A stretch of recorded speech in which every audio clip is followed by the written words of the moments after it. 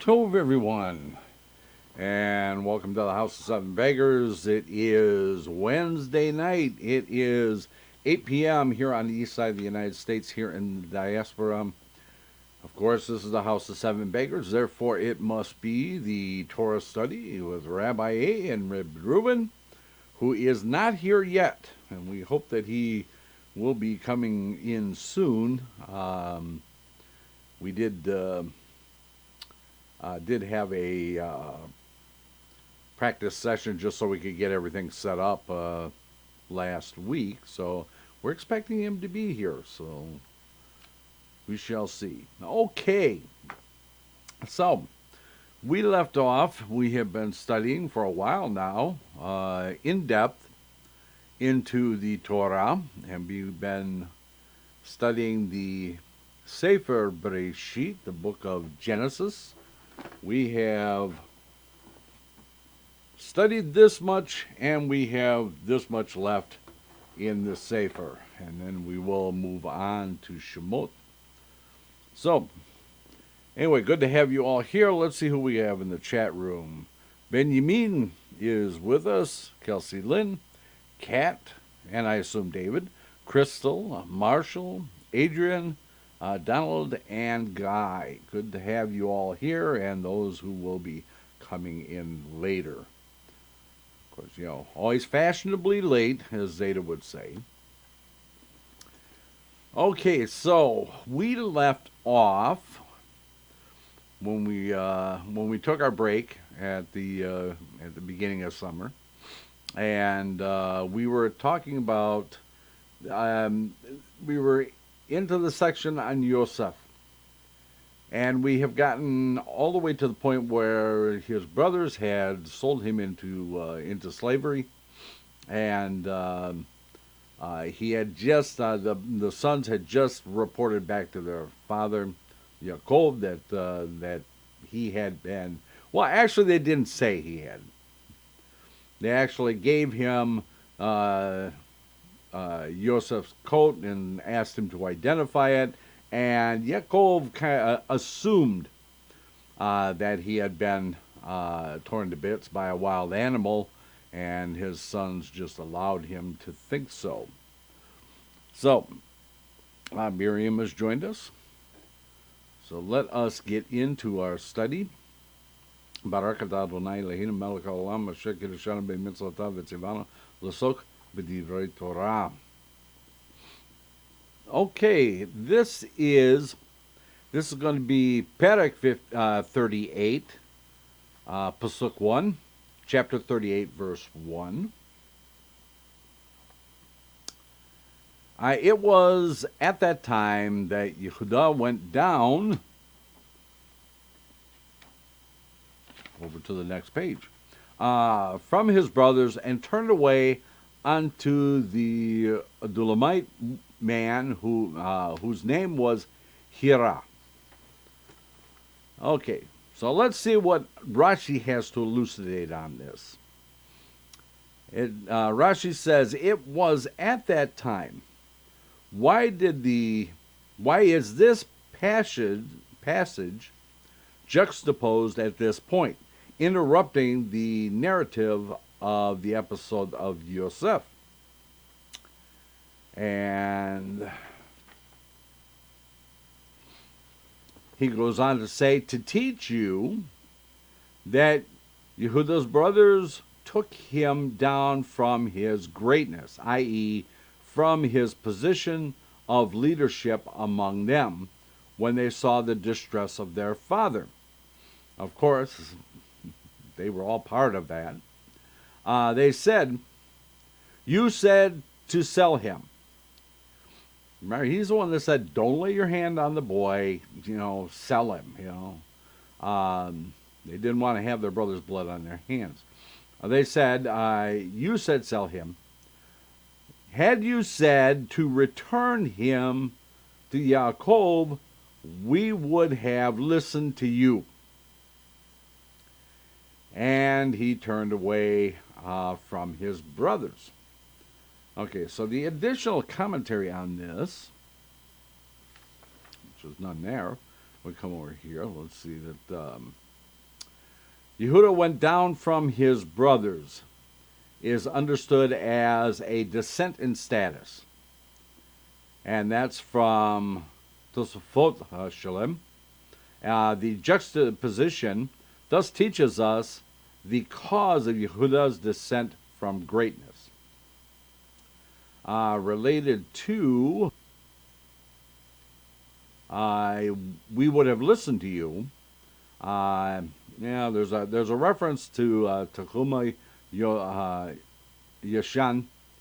8 and Shemot Rabbah 42:3.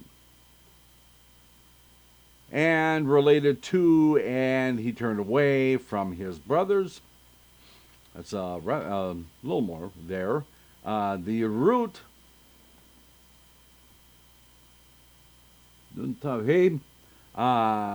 denotes turning away from one thing toward another. Our verse says that it was that Yehuda turned to. Rashi supplies what it was he turned away from. He turned away from his brothers. Okay. So we go on from here to verse 2.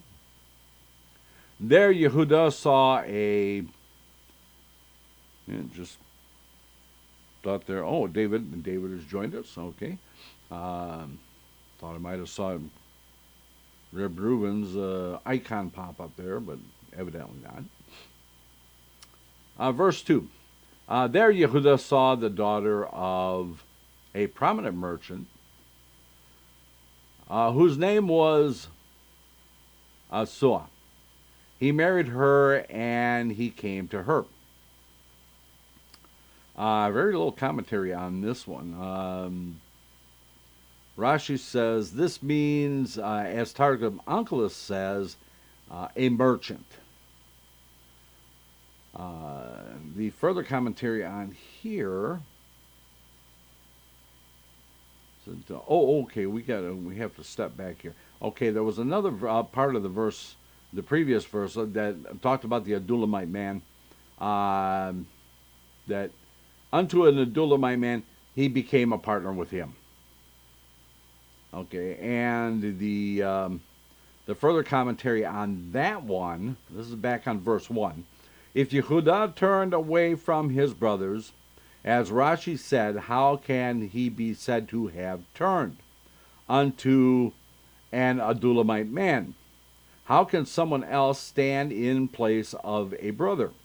Rashi explains that this verse does not mean that Yehuda's relationship with the Adulamite man was the equivalent of his relationship with his brothers. It was merely a business partnership. Alternatively, had the verse meant that Yehuda viewed his relationship with the Adulamite as a substitute for his relationship with his brothers, it would have expressed unto an Adulamite man as, so remember to get that out tonight. El ish adulamai. Okay. The verse's use of ad rather than el indicates a relationship of a limited nature, a business partnership. Okay, so now that we got that all straightened out. So back on verse 5, or verse 2, that Targum Onkelos says that the term Kanani means, actually, I'm sorry, Kanani means Canaanite. That is Tagara, which is translated as merchant. The further commentary on this one says from Pesachim, folio 50a, it does not mean a Canaanite here, for since both Abraham and Yitzhak did not want their sons to marry Canaanite women, it stands to reason that the sons of Yaakov would not have done so either. from Mizrahi, Sifsi Chachamim. Gur Aryel notes that the above is compatible with the opinion cited in Bereshit Rabbah 84:21 that the sons of Yaakov did not marry Canaanites. The Midrash, however, cites an opposing opinion. Imagine that. Which holds that they did, and this appears to be the position of Rashi in his comments to chapter 50, verse 13, which is a little further on. Rashi cites both opinions in his comments to 37-35. According to Gur Aryel, suggests that if Canaani here meant Canaanite, it would be superfluous, since Yehudah was in the land of Canaan, when we would presume that the people he is associated with are Canaanites, unless told otherwise. Thus, Rashi explained that Canaani here means merchant. Okay. I'm glad Rashi cleared that up for us. Okay, there is no commentary on 3 or 4, and then we'll go right into 5. So, verse 4, she conceived, verse 3, she conceived and bore a son, and he called his name She conceived again and bore a son and called his name Onan. And then verse 5, and yet again she bore a son and she called his name Shelah, and it was Hezib, in Hezib, when she bore him. Okay, so verse 5, Rashi says that it was in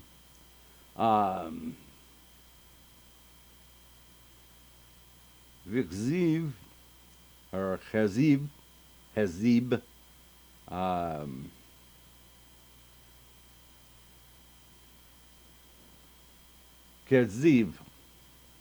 Keziv is the name of the place. I say that because she stopped giving birth.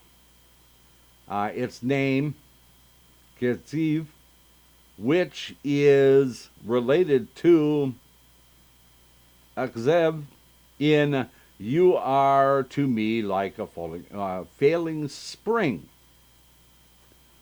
If that's a compliment or an insult. Okay, and to the Kadzvu, in whose waters shall not fail.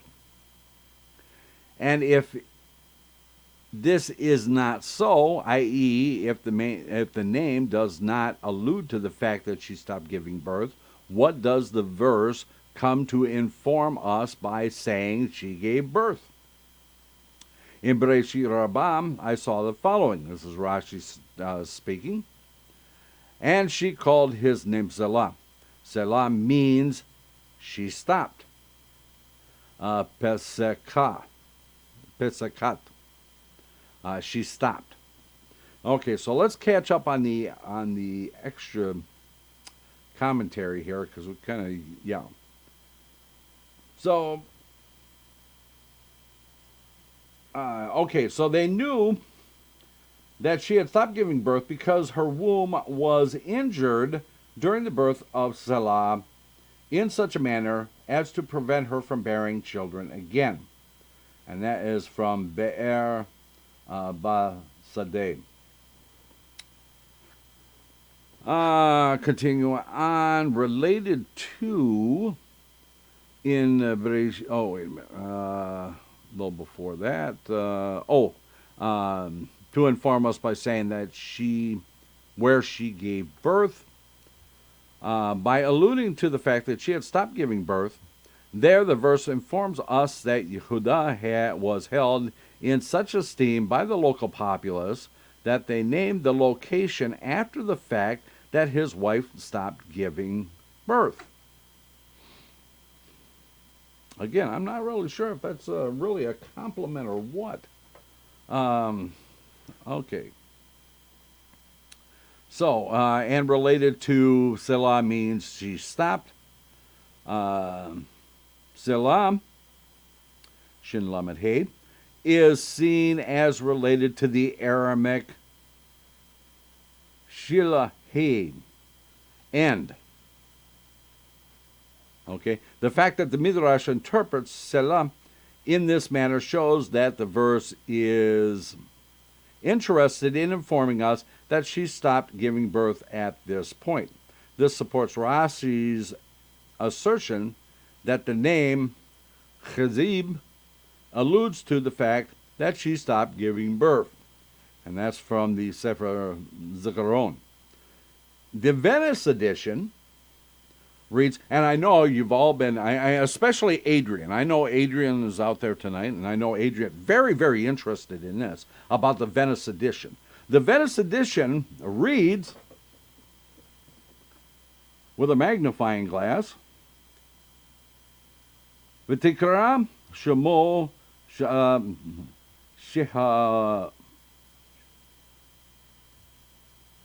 shalam v'gomer. According to that version, the text Rashi's comment, Pesakat, is an interpretation of the word Kaziv, which appears later in the verse. This is the interpretation of what the word found in Targum Yerushalayim, and is in line with the commentary to Bereshit Rabbah 88:4, and is attributed to Rashi. Okay, so Adrian's probably very happy that he found that out now, because I know he was probably extremely curious about that. Okay, good to see you, Adrian. It has been a while since we've had you in the classroom here. Good to have you back. Good to have everybody back. Good to be back. Baruch Hashem, we were able to get through the summer and be back here to continue on with our studies. Okay, let us move on. There's no commentary on 6, so we'll go right from 6 to 7. Yehuda took a wife for his firstborn. Her name was Tamar. Verse 7, but Yehuda's firstborn, was evil in the eyes of Hashem, and Hashem caused him to die. Okay, so, verse 7, evil in the eyes of Hashem. Rashi says, like the evil of Onan, he would destroy his seed, as it says about Onan, and he caused him to die also. Also implies, like the death of was the death of Onan. They both died for the same reason. Why would destroy his seed? So that Tamar should not become pregnant and thereby spoil her beauty. Okay, the further commentary on this says, related to number 6 here. Why would destroy his seed? Verse 9 states explicitly why Onan would destroy his seed, because his offspring would be considered his brothers. Okay, now this is dealing with a little further on, a couple of verses further on, about the Levirate marriage. Okay, so destroyed his seed because he did not want Tamar to become pregnant to mar her beauty. And we will find out that Onan destroyed his seed because he did not want to raise children to his brother. Okay, moving on to verse 8. Then Yehuda said to Onan, come to your brother's wife, and enter into levirate marriage with her and establish offspring for your brother. Rashi goes on to say, and establish offspring. The son whom Tamar would bear by Onan would be called by the name of the dead one, i.e., would be considered the son of the dead brother. The further commentary on that says from Targum Yonasan, the translation follows Gurayeh's understanding of Rashi, but see Rambam, who understands it differently. And of course, we don't have Rambam here, so we can't see Rambam because Rambam is not here. So we can't see what is not here. Okay. Okay, moving on to verse 9. But Onan knew that the seed would not be his. So it was that whenever he would come to his brother's wife, he would destroy it, his seed, into the ground, and so as not to provide offspring for his brother. Rashi goes on to comment on this, that he would destroy it into the ground.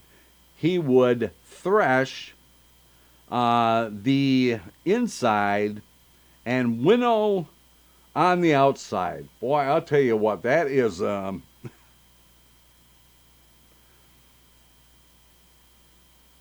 very euphemistic way of putting it. And that is about all I'm going to say about that. Let's go ahead and see if there's any further commentary on here.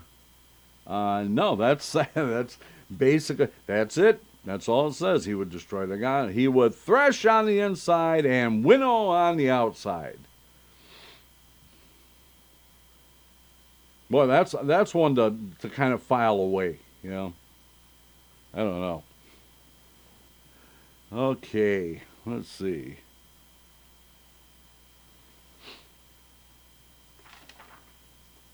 I'm still kind of stuck on that. Okay, let's move on. Because, I mean, there's so many comments that are running through my head, and none of them are really appropriate. So let's get the evil influence away, and let's move along. Verse 10. What he did was evil in the eyes of Hashem, and he caused him to die also. Moving right into verse 11. Then Yehuda said to Tamar, his daughter-in-law, remain a widow in your father's house until my son Selah grows up. For he said, lest he also die like his brothers. So Tamar went to live in her father's house. Okay, Rashi goes on to say regarding verse 11, for he said, and so on and so forth. That is to say, he would push her away with a straw. He would find a pretext to brush aside her request, for he did not intend to have Tamar marry Selah at all. Now, there's some controversy on this one. You know, some commentators say, no, that's not correct. You know, he did. He was just, he had delayed it. But in either case, Tamar was absolutely justified in what she's about to do. Okay, Rashi continues on, lest he also die. It has been established about this one, Tamar, that her husbands will die. Okay, so going on to the further commentary, relating to have Tamar marry Selah at all, that he didn't intend to it. The further commentary says, for he said, lest he also die like his brothers, is not given as a reason why Tamar should wait until Selah grows up. For until Selah grows up implies that Yehuda would allow Selah to eventually marry Tamar, while lest he also die implies that he would not. Rather, For he said, it gives as a reason why Yehuda told her to leave for her father's house. According to this explanation, for he said means for he said to himself, lest he die like his brothers. Okay. So we have opposing opinions. Imagine that. Rabbis who have opposing opinions. Oh, we've never seen that before, have we? Okay, so we have one that says, nah, he really didn't intend for her to marry his son, so he sent her away to her father's house, and the other ones are saying, no, he actually sent her to her father's house, so that, with the intent that he would eventually let his son-in-law marry Tamar, and but he didn't want her. Maybe I'm kind of wondering. I wish Reb Reuven was here, because we could really get into a discussion on this. Is maybe he thought that the place was the cause of his son's death, and hence why he sent Tamar to her father's house at a different location, so that Salah would go to her and marry her there, and he would not die like his brothers because of where they were actually located. Just a thought. Maybe, maybe not. We shall see. Okay, so moving on to... Oh, wait a minute. There's some more commentary here. It has been in relation to it has been established that this one Tamar, that her husband will die. Bereshit Rabbah 85.5. See also Yevamot folio 64b. Rashi explains why Yehuda was worried that Salam might die if he would marry Tamar. See the Shulchan Aruch, Even HaEzer 9.1. For the law regarding the remarriage of a woman who has outlived two husbands. Interesting. I wish I would have read ahead in this, because I could have gotten the Shulchan Aruch, and maybe I'll do that during the break. When we go on break, I will pull out the Shulchan Aruch and see if I can find that passage. Stay tuned for further developments. Okay, so we're moving on to verse 12 now. Many days passed, and Shua's daughter, the wife of Yehuda, died. Yehuda was consoled, and he went up over shears, and he went up over shears of his sheep, he and his Adulamite colleague Hiram, to Timnah. Okay, so not a lot of commentary here. He went up over the shears of his sheep.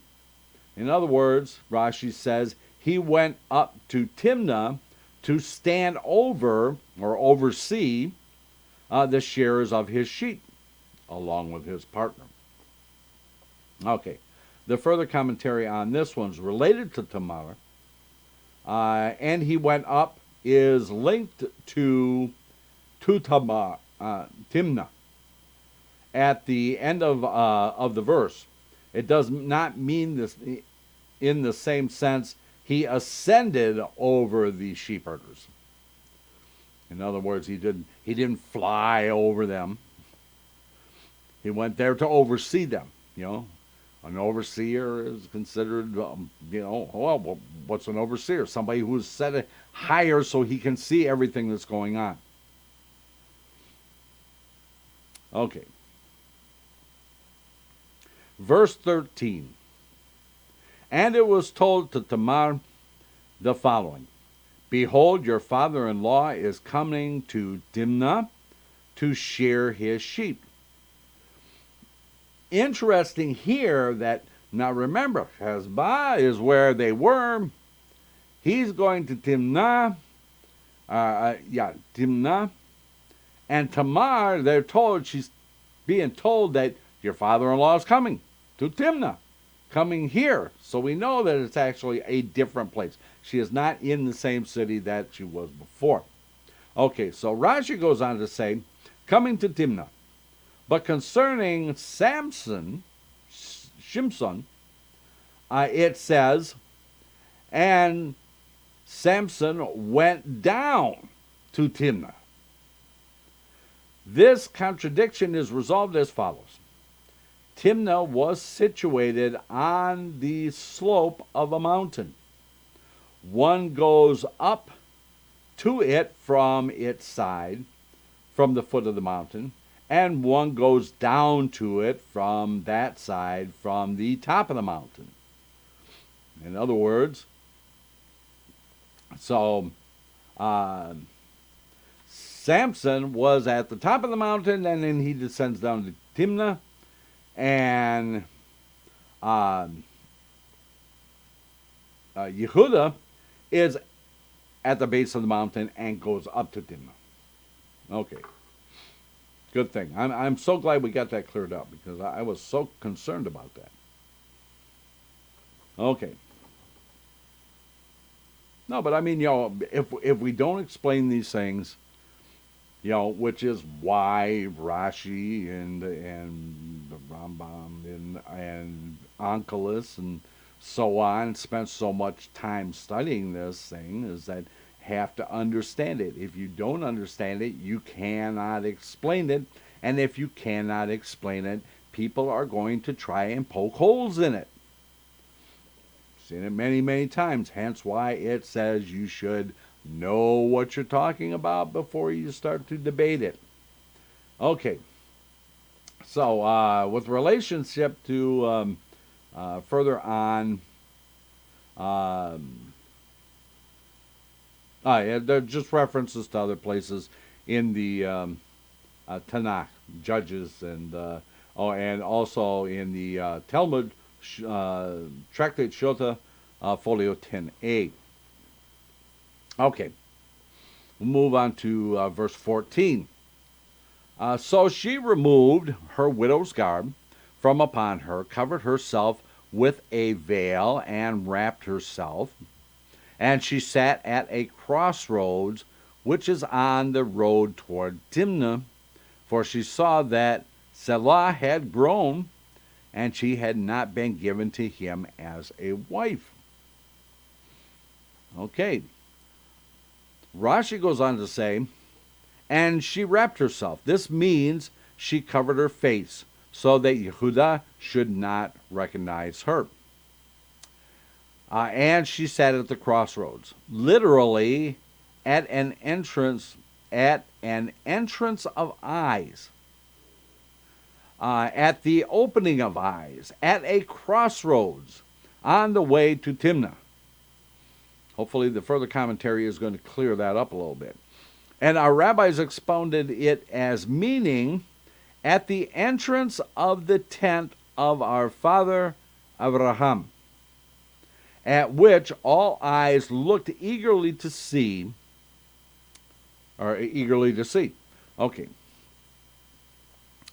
Continuing on with Rashi, for she saw that Selah had grown, and so on.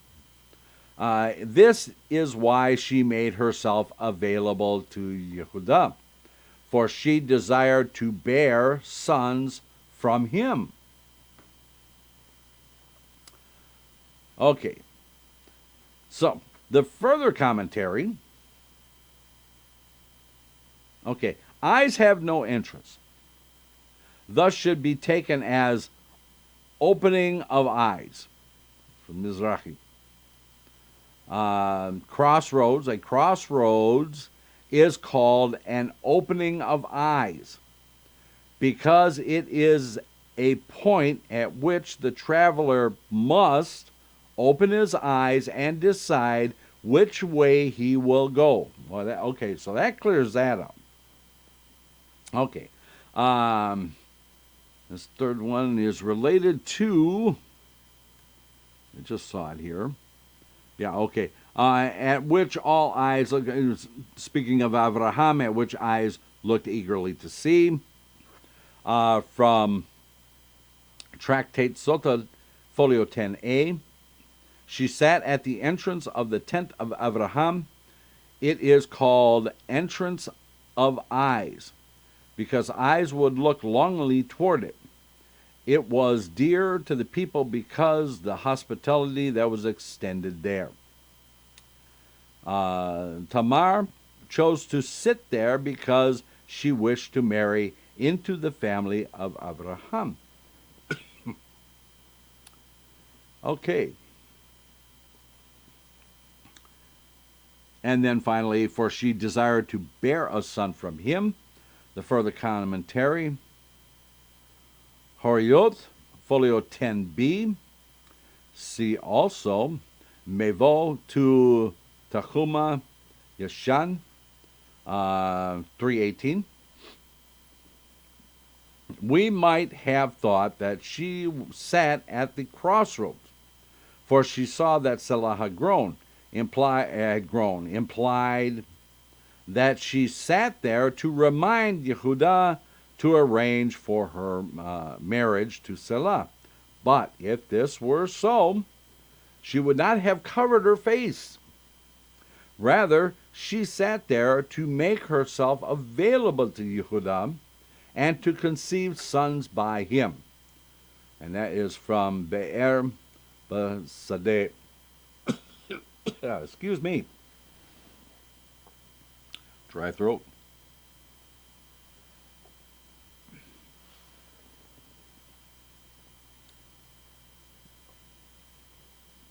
Okay.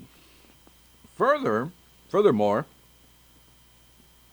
the simple meaning of the text could be taken to imply that Tamar abandoned herself to harlotry, for it does not state her motives in sitting at the crossroads. Rashi explains that she made herself available only to Yehudah. Excuse me.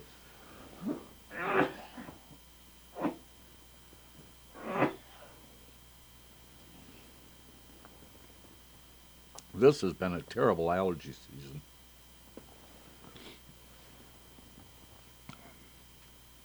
Okay, moving on to verse 15. Yehudah saw her, and he thought her to be a harlot, because she covered her face. Okay, that's all there is to that verse.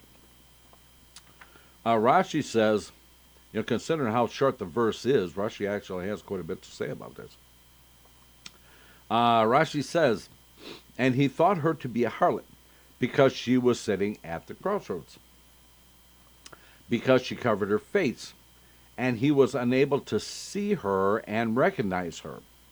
And our rabbis interpret the verse, interpretation of the verse, because she covered her face, means when she was living with her father in her father-in-law's house, she had been modest. Therefore, Yehudah did not suspect Tamar of being the harlot. Okay. So the commentary, the verse says that he thought her to be a harlot because she covered her face. But this does not seem to be a reason for thinking she was a harlot. Covering the face is a sign of modesty.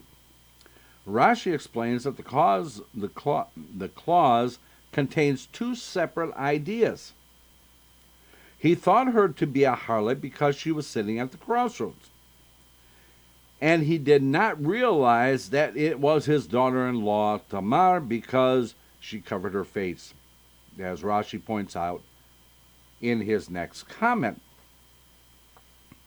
Okay, so the next comment is related to, if I can find it here. There it is. She had been modest. And that's okay. So this is from Tractate Sota 10b, Folio 10b. A harlot would normally appear with face exposed. The rabbis therefore understood that because she covered her face refers to a time before Tamar posed as a harlot. When she had been living in the house of her father-in-law, she had been so modest that she always appeared before him with her face covered. Therefore, when she sat at the crossroads with her face exposed, Yehuda did not recognize her and thought her a harlot. Interesting, because now we got a whole different concept here. That because the verse actually says because she covered her face. He did not realize or did not recognize her because she covered her face. And we have two interpretations of that. One is saying, well, she was sitting at the crossroads and she covered her face, so her father-in-law wouldn't recognize her. And then we have the other one that says because she covered her face meant that she had covered her face whenever he had seen her when they were in Hezbollah, that he wouldn't recognize her when her face was uncovered. Okay, trying to, which is interesting, because yeah, I can see how it could be taken both ways. And of course, we don't come to a conclusion. Okay, so we got a few more minutes. Let's go on to verse 16. So he turned to her to the road and said, "Prepare, please, let me come to you," for he did not know that she was his daughter-in-law. And she said, "What will you give me if you come to me?" Rashi says, so he turned to her to the road. From the road on which he had been, he turned to the road on which she was. Remember, he's coming to a crossroad because that was the whole thing about the open the eyes and stuff. Okay. And in Old French it means something, and we really don't care because we're not old Frenchmen like Rashi was. Okay. Prepare, please. This means prepare yourself for your fame, and prepare yourself in your frame of mind for this. Any form of the word, I can get it here. Hava in Scripture expresses preparation, except in the place where it is interpreted as expressing giving. And even those instances where hava is used in the sense of preparing are close in meaning to giving. Okay. So the commentary here, here's the commentary here, referring to he turned to the road, could be taken to imply that Yehuda was not on the road, yet Scripture has already told us that he was on a journey. Rashi explains that it means that he turned from one road to another. And in modern French or Old French or whatever French it was, the tournure, to turn aside, which I imagine was where we get the word detour from. I'm not an old Frenchman, but I'm just using logic to connect some dots here. Okay. Okay, so we are at our halfway point. We are going to take a break here, and then when we come back, we will pick up at verse 17. So stay tuned, and we will return in 6.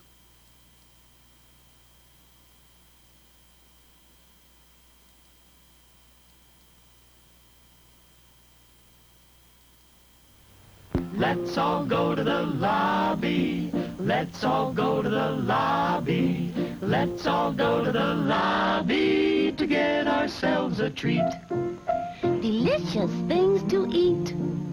The popcorn can't be beat. The sparkling drinks are just dandy. The chocolate bars and the candy. So let's all go to the lobby to get ourselves a treat.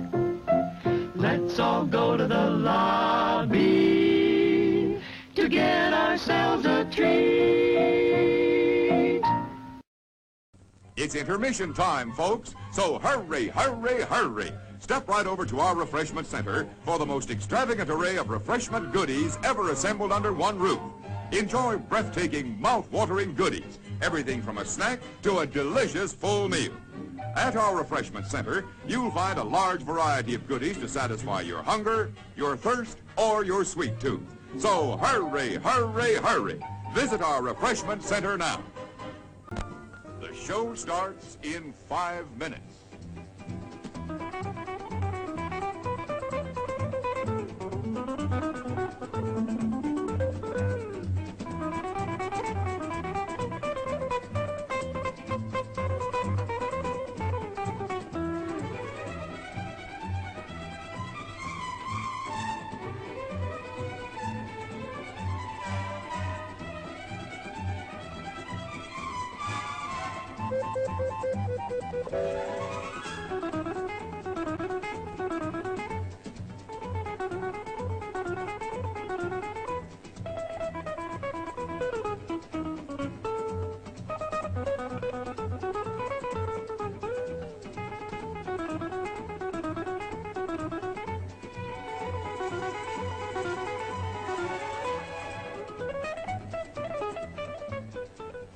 The show starts in 4 minutes.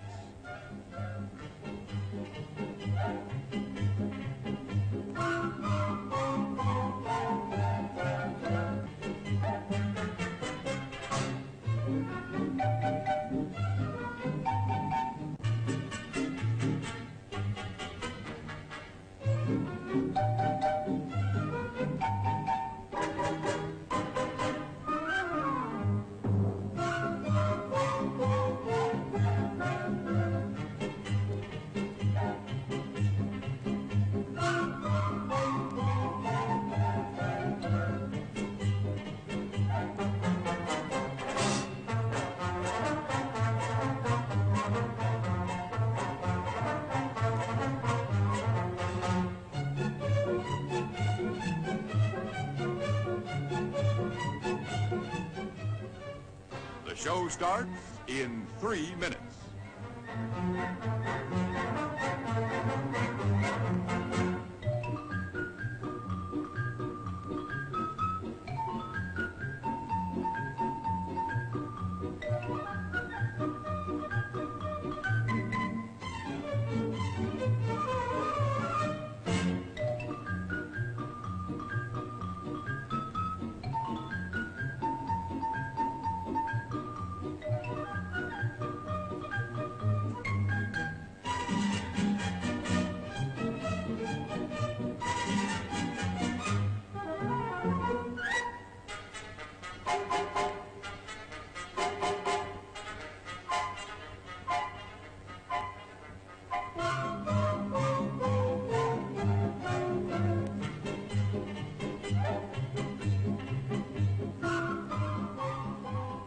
The show starts in 2 minutes.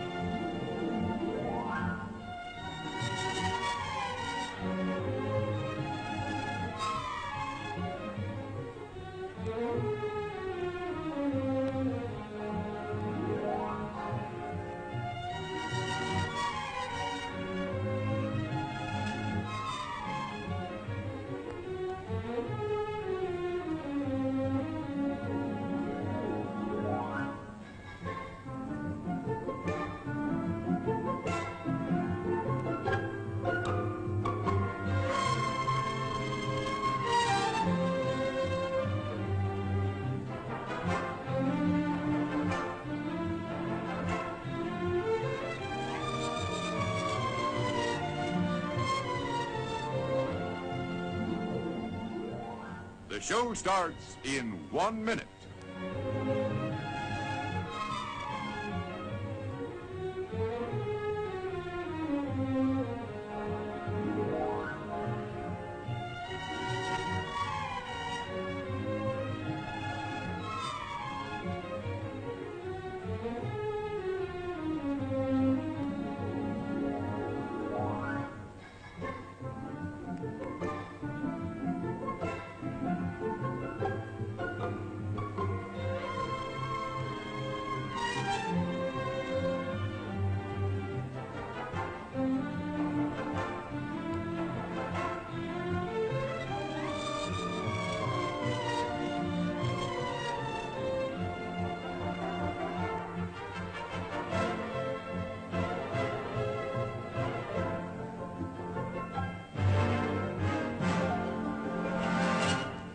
And now, on with the show. And we are back. I'm getting better at remembering to turn the mic back on when we come back on. Okay. Okay, so now before we get too much further, okay, I want to go over to the Sefer Haggadah and catch up on the commentary there. Now, with reference to Yehuda going down, there's a bit of commentary on that which I want to cover. It says Yehuda went down from his brethren. It was indeed a going down, for he married a heathen. Yehuda turned into a man of Adullam. Yehuda, the most distinguished of his father's house, took a Canaanite woman. That is why at Yehuda's going down, the Holy Scripture cried out and said, Rabbi Yitzhak, Yehuda, Yisrael's glory, had to go down to Adullam. Okay, continuing on. Yehuda saw there a daughter of a certain Canaanite. To illustrate what Yehuda did, the sages told the parable of a dog who came upon a carcass and smelled it, but did not eat it. Then a lion came upon it and ate it. All the beasts then proceeded to berate him. What the dog disdained, the lion ate. So too, Esau disdained the daughters of Canaan. As it said, Esau saw the daughters of Canaan were evil in his parents' eyes, after the fact that he had actually married one. But Yehuda, likened to a lion, took one of them. As is said, he took her. Another comment on Yehuda went down. With regard to this verse, Scripture says Yehuda hath dealt treacherously, and an abomination was committed in Israel. Yehuda dealt treacherously when showing Joseph's coat dipped in blood. He said to Yaakov, "Know now whether it is thy son's coat." Back from Genesis 37:32. An abomination was committed in Israel when the brother told Yosef, Yehuda hath profaned the holiness of the Lord. Yehuda profaned himself when going down from among his brothers and his father's house. He married a woman who worshipped an alien god. Continuing, and how was Yehuda punished? To the man that did this, the Lord cut off as well as Onan. And Onan, his two sons, by the Canaanite woman, died. Continuing, For my thoughts are not your thoughts, from Isaiah 55:8. The Holy One's thoughts are not at all like the thoughts of flesh and blood. How to? The tribe fathers were engaged in selling Joseph. Joseph was engaged in his own work. Yaakov engaged with his sackcloth and his fastings. Yehuda engaged in taking a wife. The Holy One also was engaged. He was creating the light of Mashiach, the King. Hence, it is written before Yitzhak traveled, or before Yisrael traveled. Before Yisrael travailed in servitude, she already had given birth, from Isaiah 66:7, before Pharaoh, and the first enslaver was born, the last redeemer already had his birth. Okay, I just want to check the little Midrash says. Let's see if we have any commentary on. No, there's no commentary on Yehuda.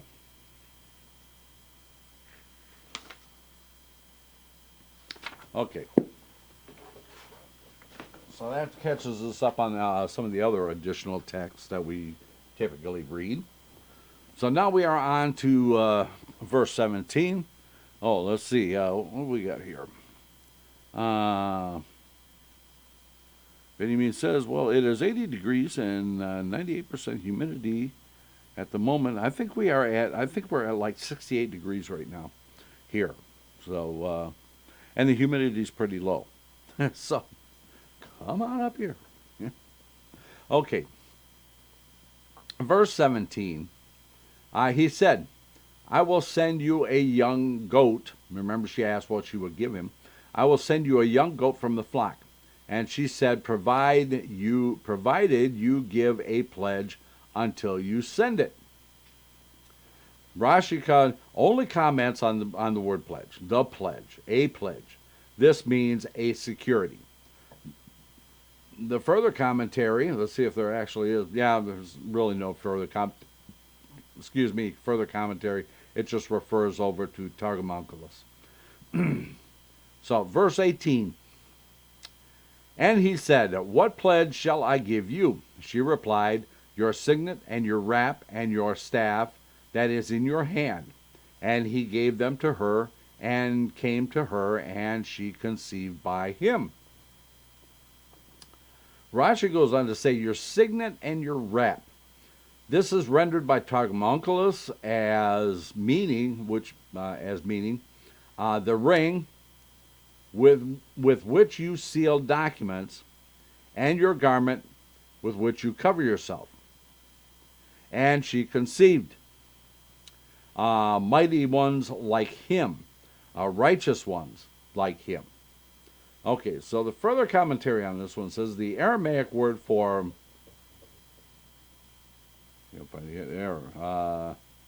Tabaat is kata. Okay. Thank you for that. And okay, another one. We're getting a lesson in grammar and structure here. The Aramaic word for simla is shoshifa. Okay, well, thank you very much for that. She conceived by him. This one is from Breitshit Rabbah 85:8. By him seems superfluous. It indicates that the son to whom Tamar gave birth were fitting offspring of Yehuda, for they shared their father's outstanding qualities. Okay. There's no commentary on verse 19 or 20, so we'll go right from 19 into 21. Verse 19, and she arose and she left, and she removed her veil from upon her, and she put on her widow's garb. Yehuda, this almost seems to contradict what we saw earlier about this whole thing about the covered the face, and she had her face uncovered at that point. Yehuda sent a young goat through his friend, the Adulamite, to take back the pledge from the woman, but he did not find her.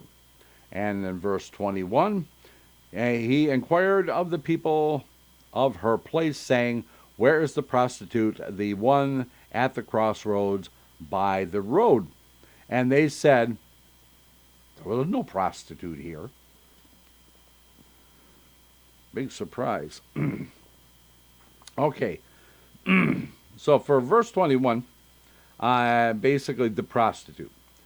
She is designated and prepared for licentiousness. Ooh, there's a word.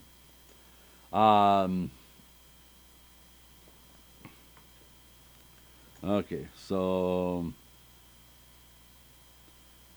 Kadesham shares its cognate, kadosh, holy, a sense of being designated for a special purpose. Okay, there you have it. So no commentary on 22, so we'll go right into 23. So he returned to Yehuda and said, I did not find her. Even the men of the place said, there was no prostitute here. 23. So Yehuda said, let her take for herself, lest we become a laughingstock. See, I have sent her the kid, but you did not find her. Okay, so Rashi goes on to say here, let her take for herself. Let that which is in her possession remain hers. In other words, hey, let her keep the signet, let her keep the robe, let her keep the walking stick. I got plenty of others. Okay. Lest we become a laughingstock. If you will look for her any more, the matter will become publicized, and it will be a disgrace. I am justified in not continuing the search for her, for what else am I to do to abide by my words? Continuing on, see, I have sent her this kid, because Yehuda deceived his father with a young goat, in whose blood he dipped Joseph's tunic. He was deceived too with a young goat. Okay, the further commentary on this says that taking is not used here in the sense for she had already taken the items. From Minchat Yehuda, Sefsi Chachamim. That is, what further steps could I possibly take to live up to my agreement to pay her? Okay, and then with regard to the goat, the young goat, from Bereshit Rabbah 85:9, the verse did not have to mention that Yehuda expressed his disappointment over not finding the harlot by referring to the goat. It does so to show that God metes out punishment which corresponds to the sin, the vektov. Again, because he deceived his father with a goat, he too was deceived by a goat. Okay, verse 24. It was after about 3 months, and it was told to Yehuda as follows: your daughter-in-law Tamar has committed harlotry, and moreover, behold, she is pregnant by harlotry. Yehuda said, take her out and let her be burned. Okay. So literally at the tripling of months, in other words, the 3 months, okay, the greater portion of the first month of pregnancy, and the greater portion of the last month of the first trimester, and the entire middle month. The expression means when the months became 3. Is that the first, the 3 trimesters? Okay. When the months became 3, it is like in and sending of gifts, the terminology is, and in the target of their hands. Similarly, Targum Onkelos renders it at the tripling of months. Okay, tripling of months, 3, 6, 9. Okay. It's math, people. It's math. Okay, the whole Torah is math. Pregnant by harlotry. The word haram is an adjective. It means pregnant, like in the expression a pregnant woman. And like in structure to the adjective bara in clear as the sun. Let her be burned. Let her be burned. The Tana Ephraim Maksha says in the name of Rabbi Meir, she was the daughter of Shem, who was a Kohen. Therefore, they judged her to be put to death by burning, which is the punishment for a daughter of a Kohen who commits harlotry. Okay, because Shem was a Kohen. Okay, so the further commentary on here, a lot of this has to deal with the months and stuff. When the months became 3 implies the minimum amount of time which can be considered 3 months, the greater portion of the first and the entire second, and the greater portion of the third. In Isaiah, in the words cited, the mem does not function as a prefix meaning from, but rather part of the noun form. Okay, so we're going to get a Hebrew lesson here also, which Rashi is really great at doing. Rashi, although Rashi usually uses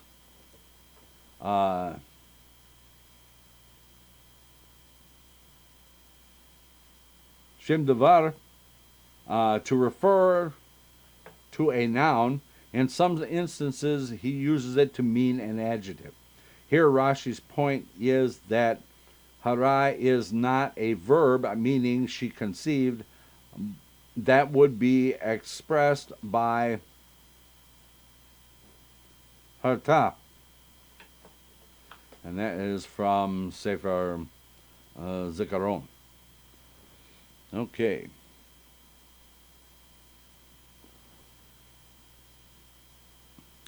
As it regards...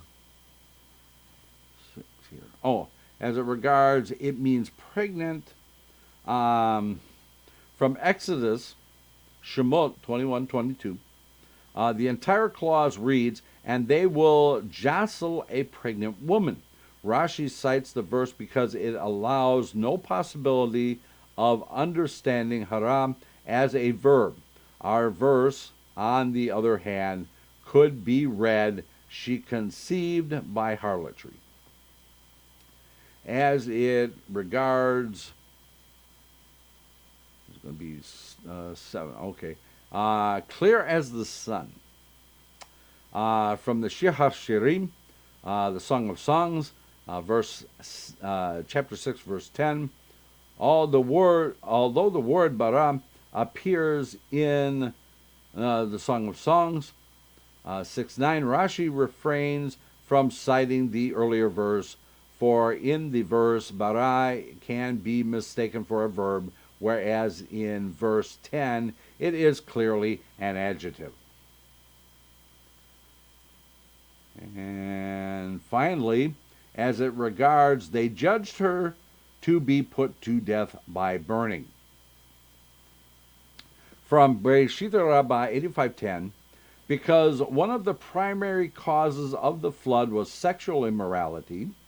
See Rashi 2, 6, 11, and 13 above. The descendants of Noach decreed that even a woman waiting for her brother-in-law to perform levirate marriage with her, Shomeret Yavam, such as Tamar, who engages in illicit relations, should be put to death. They decided to execute her by the specific method of burning, because this is the execution which would be ordained by the Torah from Leviticus 21:9 for the daughter of a Kohen who commits adultery. Okay. Verse 25. She was taken out, and she sent word to her father-in-law, saying, by the man to whom these belong am I pregnant. And she said, recognize, if you please, who are this signet, this wrap, and this staff. Oh, snap. Okay. She was being taken out to be burned. I think we got that, Rashi. Thank you very much. And she sent word to her father-in-law. She did not wish to make his face pale. In other words, to embarrass him by saying, I am pregnant by you. Rather, she said, by the man to whom these belong. She said to herself, if he will admit on his own, let him admit, and if not, let them burn me. But I will not make his face pale. In other words, embarrass him. From here, the rabbi said, it is preferable for a person that he throw himself into a fiery furnace, but let him not make a friend's face pale in public. Okay. Recognize that's why it's such a terrible sin to embarrass somebody, to shame them in public. It's one of the worst sins you can commit. Almost, shaming a person publicly, and then lashon hara above that. But it's pretty significant. Recognize, if you please. The word na in this context, nun aleph, in this context expresses nothing but request. Tamar implies, please recognize your creator and do not destroy 3 souls, Tamar and her unborn twins. Okay, so catching up on the additional commentary on this one, she was taken out to be burned. With regard to that, Rashi notes that the verse means to stress that Tamar was on the verge of death at this point. She sent word to her father-in-law. Let's see, this is, okay. Did not wish to make his face pale. That is, she did not wish to make him blush, to make his face turn red, and then turn pale. And then we have another comment going back to Sota 10b. Where's the next comment here? Oh, there it is. Please recognize your creator. In reference to that. From Sota 10b, Bereshit Rabbah 85:11. These items belonging to Yehudah were in full view. If he did not wish to identify them to spare himself embarrassment, he would not relent just because Tamar pleaded with him to do so. Thus, nun aleph na, if you please, is not a mere plea for mercy. It is an appeal to Yehuda's fear of God.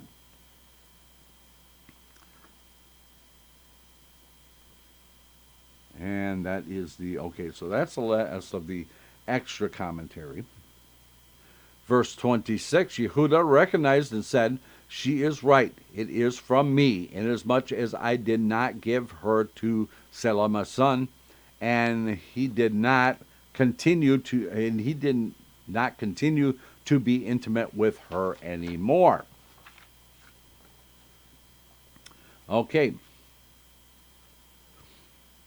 Rashi says she is right in her words. It is from me that she is pregnant. And our rabbis of blessed memory expounded it to imply that the divine voice went forth and said, "From my very self did the matters emerge," i.e., it was I who brought it about that Tamar conceived by Yehuda. Since she was modest, when she lived in her father-in-law's house, I decreed that kings should come forth from her. And it is from the tribe of Yehuda that I decreed kings should be established in Israel. Inasmuch as I did not give her, for she acted correctly, inasmuch as I did not give her Selah my son, and he did not continue to be intimate with her anymore. There are those who say, lo hosif, that lo yasap means did not continue.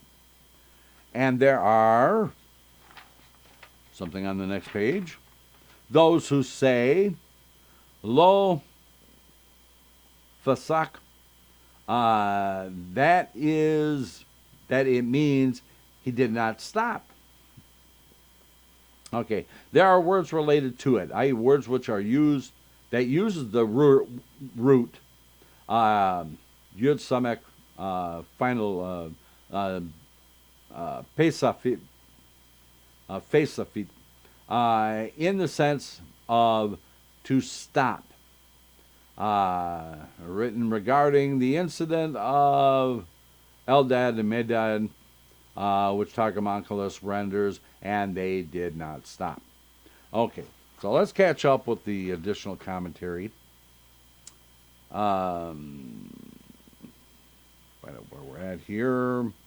A lot of comments. Okay, so who brought about that Tamar conceived by Yehuda? The additional commentary says that the rabbis do not attribute "it is from me" to Yehuda because he could not have stated with clarity that he fathered the children Tamar was bearing. Okay, and then with regard to I decreed kings should be established in Israel.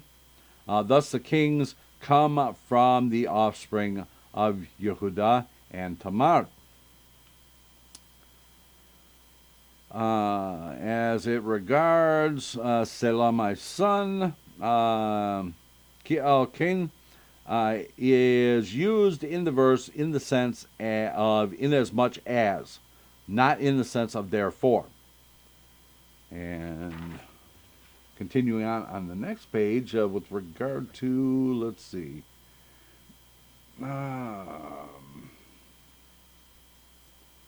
with regard to, and they did not stop, the passage in brackets does not appear in the earlier printed editions. Okay, so, okay. It was added on. Maybe by his sons, maybe by his students. Okay, so we are on to verse 27. Yeah, we're good. And it came to pass, at the time she gave birth, and behold, there were twins in her womb. And it happened, there's a lot of twins in here. And it happened that as she gave birth, that he put out a hand, the midwife took a crimson thread and tied it on his hand, saying, "This one emerged first." Okay, so I kind of jumped ahead. I went 27 and 28. So 27, at the time she gave birth. But with regard to Rivka, it says, when her term to bear grew full. The difference in wording can be explained as following. Above, in the case of Rivka, she gave birth by full months, i.e., after a full term of pregnancy. But here she gave birth by diminished months, i.e., after a 7-month term. And behold, there were twins. Malay, so this is Malay. The word to omim is written here in the full spelling, but above it is spelled tomim, lacking the aleph.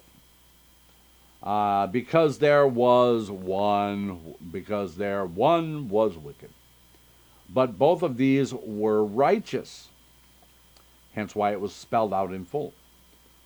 Okay. 28, that he put out his hand. One of the twins put forth his hand to the outside, and after she tied the crimson thread on his hand, he took it back. Okay, the additional commentary on this one. Full term. Okay, and behold, there were twins.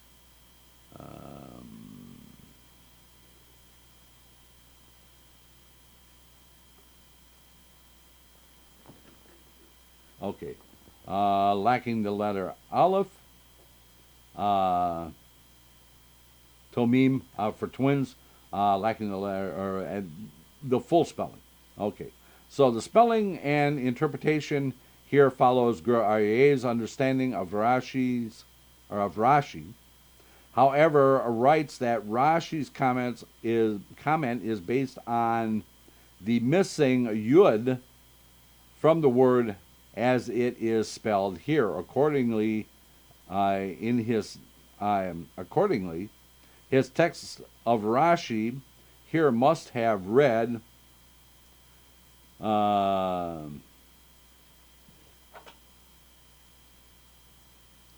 Uchalang tomim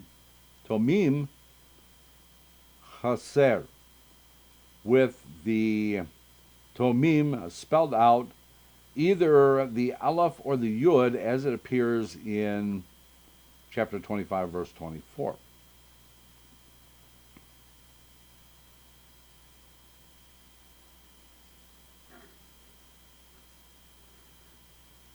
And it kind of jumps around here a little bit. Okay. So with regard for he put his hand to the outside.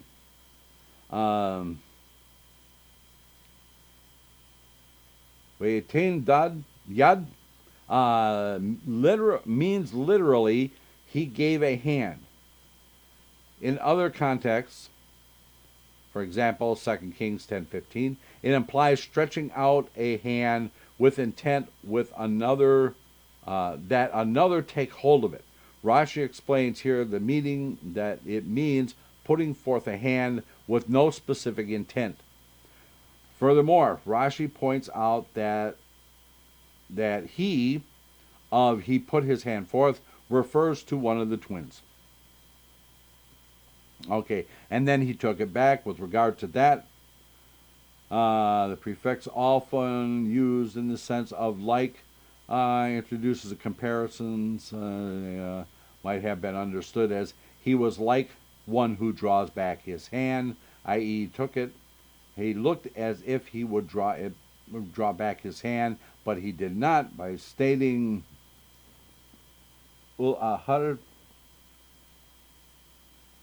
yeah, okay.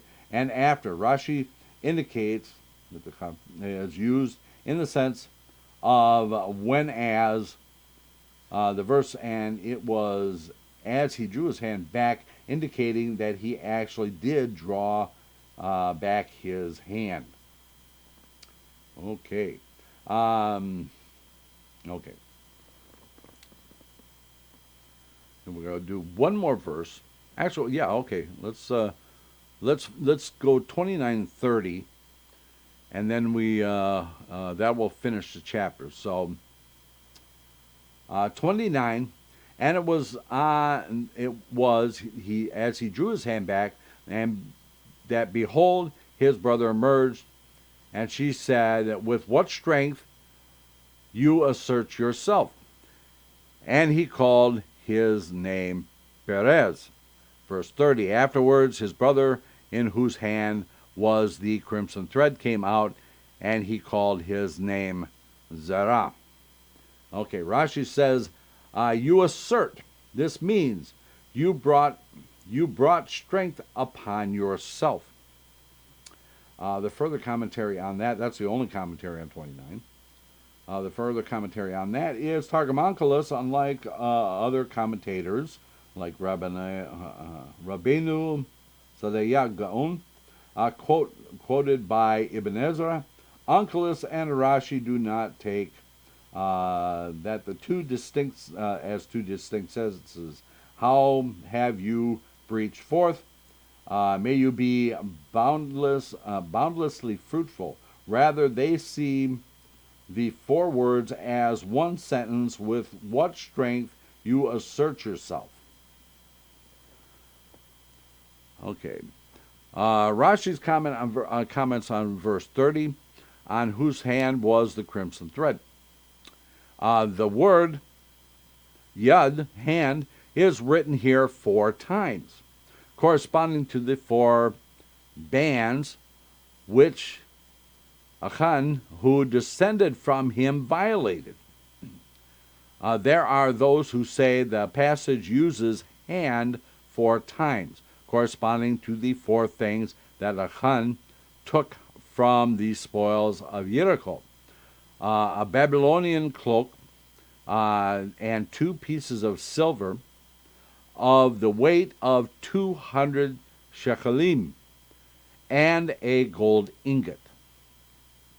And he called his name Zerah, literally brightness, because of the brightness of the appearance of the crimson thread. Okay. So, with regard to verse 30, the extra commentary here, the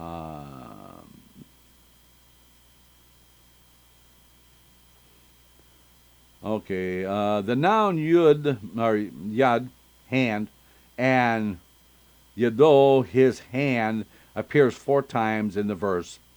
Rashi explains why Scripture uses the noun 4 times, even though the last 3 times could have been used as pronouns. Achan was the descendant of Zerah. See Yehoshua 7:2, who violated the ban against taking spoils from Jericho. According to the Midrash, he violated bans against taking spoils on 3 other occasions. Okay.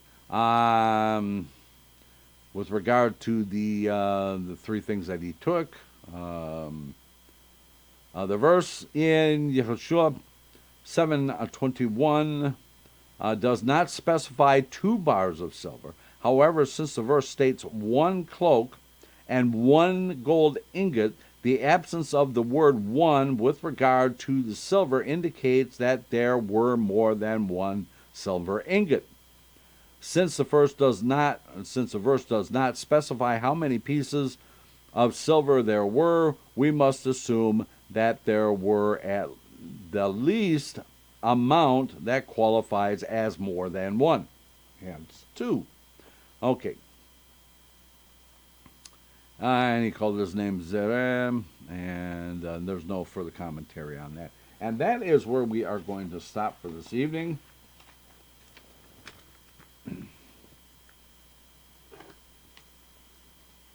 Of course, Barakat Adonai Eloheinu melech haolam asher natan lanu Torah emet v'chayu l'olam dantav betochinu Barakat Adonai noten Torah. Okay, so hopefully next week Reb Reuven will return to be with us. Might have to check and see if he maybe forgot. Hopefully he is staying healthy.